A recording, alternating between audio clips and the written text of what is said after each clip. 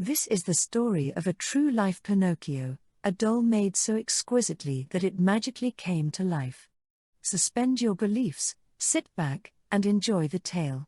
Once upon a time, in a cluttered workshop, nestled in a quaint little town, there lived a skilled toymaker by the name of Robert Andrews. With loving hands and a gentle touch, he crafted toys that brought joy to children far and wide. Each morning, Robert would unlock the creaky wooden door of his workshop. The smell of sawdust and varnish was first to hit his nose as he took his first step inside. The workshop was a treasure trove of creativity, filled with stacks of wooden boards, sheets of rubber and plastic, along with vials of colorful paints and varnishes. He also an assortment of special hand tools that had served him well over the years. Robert had an intuition for understanding what kind of toy would resonate with children. He believed that a toy should not just be an object, but a vessel of imagination and wonder. His hands would dance across the wood, carving intricate designs that seemed to tell stories on their own. From whimsical dolls to finely detailed miniature cars, his creations carried a small piece of himself within each one. One fateful day, as he lovingly sculpted a wooden doll, a sprinkle of magic managed to work its way inside the doll without Robert's knowledge or understanding. So, unaware of this strange occurrence, Robert continued to put the finishing touches on the doll. He painted her face lovingly, bringing out her eyes in magnificent fashion.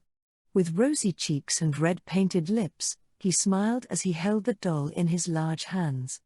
As he was adjusting the hair, Robert noticed the doll actually blink her eyes. He was frozen in astonishment as he stared at the doll, not believing his own eyes. He put the doll on the workshop table, stood up, and walked around. He rubbed his eyes, convinced that he must have been imagining things, as he tried to clear his head. When he returned to the table and looked down on the doll, her eyes blinked again. Robert slowly sat down at the table and peered closely at the doll, his heart racing with a mixture of excitement and bewilderment as he examined it closely. He picked up the doll and held it closely to his face. Robert said to the doll, "Did you just blink?" He didn't expect an answer but couldn't stop himself from asking anyway. The doll turned her head ever so slightly. It was as if a spark of life had truly been breathed into her. Robert's hands trembled as he gently held her, his fingers caressing the smooth wood of her cheeks. "I must be dreaming," he muttered to himself, unable to believe what was happening. But this was no dream. The doll's eyes twinkled as she continued to gaze at him. Robert's mind raced with questions. How had this happened? Was it some sort of enchantment? Perhaps a blessing from the love that he infused into each of his creations? He held the doll close, feeling an inexplicable connection, as if she held a part of his own spirit. As he pondered the situation, a thought crossed Robert's mind. He held the doll in front of him and asked her directly, "Can you speak?" The doll's lips moved, and to his astonishment, she said, in a very soft but sweet voice, "Hello." Robert nearly dropped the doll at that point. Tears welled up in his eyes as he realized the enormity of what had occurred. He had created a sentient being, a companion born from his craftsmanship and his own heart. "What shall I call you?" he asked, his voice still filled with amazement. The doll's face looked worried. "Call me." Robert struggled to hear the soft voice that seemed to float on the air. "Well, people call me Robert. Do you have a name?" Now the doll appeared scared. "What is a name?" Robert suddenly realized that she didn't know the meaning of words. "I'm sorry. I don't mean to cause you alarm.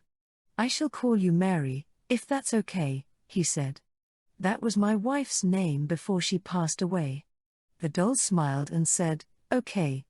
Mary looked around, back and forth, up and down, as she examined the room she was in.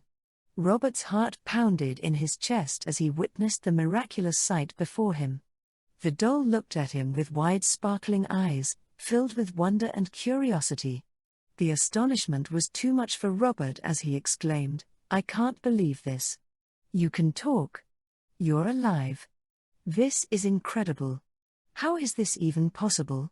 Mary giggled, her laughter sounding like the tiny tinkling of little toy bells.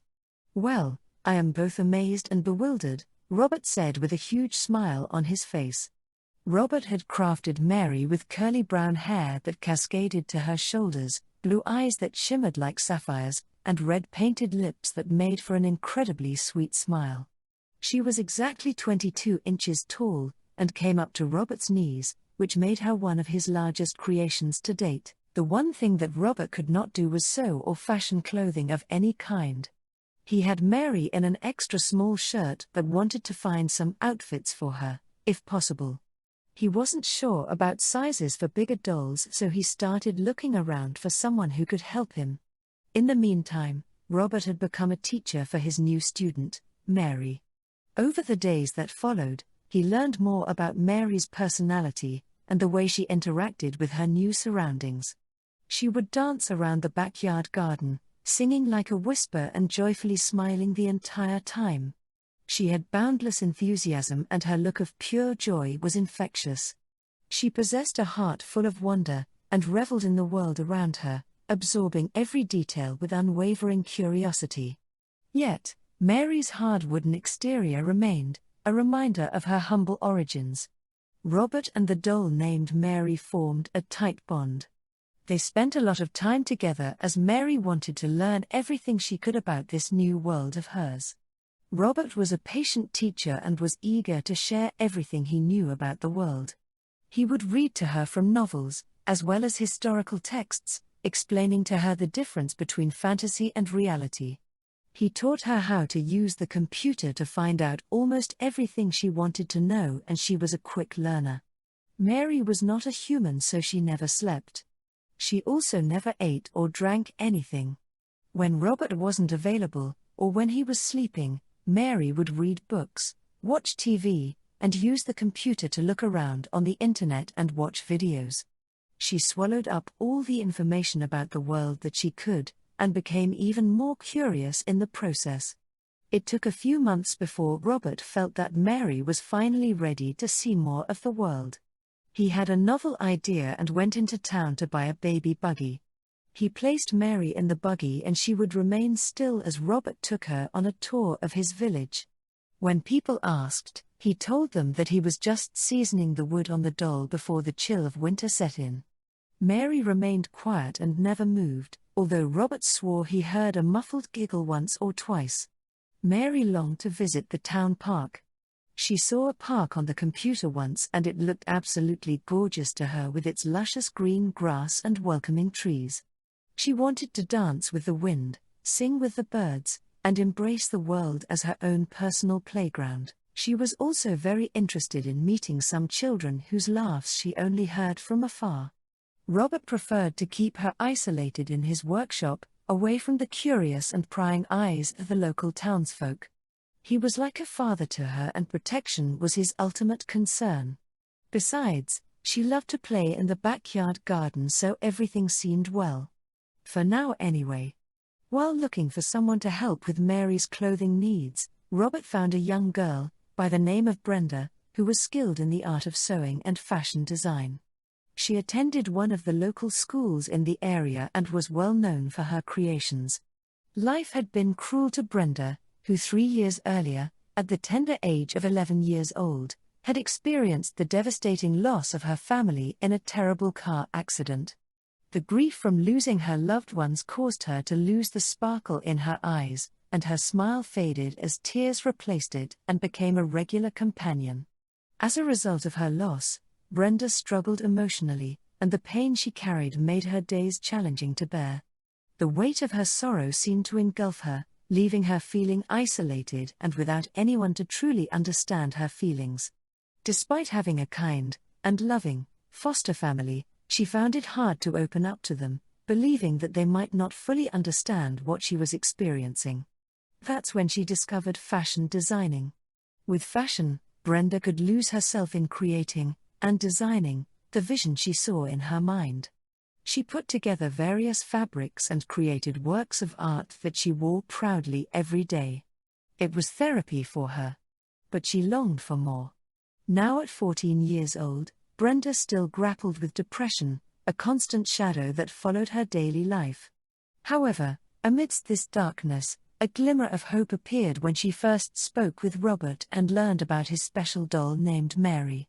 Robert arranged for Brenda, and her foster mother, to visit the workshop in order to discuss his needs in detail. When Brenda and her foster mother arrived for the initial visit, they were directed to the workshop. When Brenda's eyes met Mary's, a strong connection instantly formed. Brenda knelt down and immediately embraced the doll without knowing the reason why. Tears of joy mingled with laughter as Brenda hugged the doll. Robert then made his announcement that the doll, Mary, could talk. Brenda held the doll at arm's length and studied her face. Mary smiled. After that, the two girls talked and talked. Robert visited with the foster mother, keeping her entertained as they both kept an eye on the girls. Brenda eagerly agreed to make all of Mary's outfits for free, as long as she could visit her daily. Robert smiled broadly and nodded his head in approval. After a few visits, Brenda and Mary were like big and little sister. They were a pair of kindred spirits, happily holding hands and enjoying each other's company. Brenda was very responsible and Robert trusted her with Mary. They were allowed to walk to the park and enjoy themselves at the playground.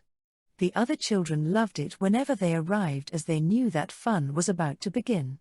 Mary would laugh and dance around, while Brenda and the other children clapped their hands and cheered loudly.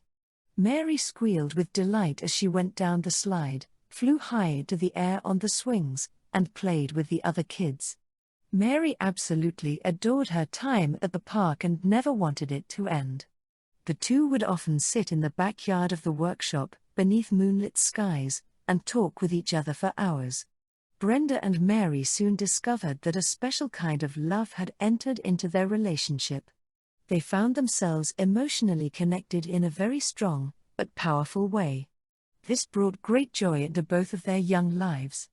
As their love for each other grew, Mary found her wooden exterior gradually begin to transform and soften. With each passing day, Mary grew more lifelike, shedding her wooden exterior for soft, human-like skin. Her once stiff joints became flexible, and her painted eyes gained a glimmer of warmth and life. As Mary experienced the world through Brenda's eyes, she began to understand the beauty and complexities of human emotions. Her heart, once unmoving, now beat with the rhythm of love and compassion. She laughed with Brenda, cried with her, and felt the joy and sorrow that came with being human.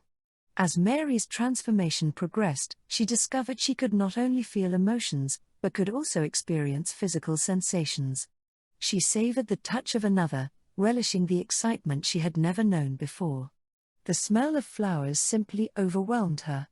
Her new world became a joyful experience, bringing the two even closer as they explored it together. Over time, Brenda and Mary became inseparable and always there for each other. Love bound them together and 2 rings soon made it official. They were married in a small ceremony as the children in attendance shouted their approval. The tale of Brenda and Mary became a symbol of the extraordinary power of love and its ability to change lives. Their story became a beacon of hope for others who felt lost, reminding them that even in the darkest of times, love could bring about a true transformation of the soul. Brenda and Mary lived a life filled with love and happiness, each day embracing the magic they had found in one another. Their journey together became a testament to the beauty of connection and the miraculous possibilities that lie in the most unexpected of places.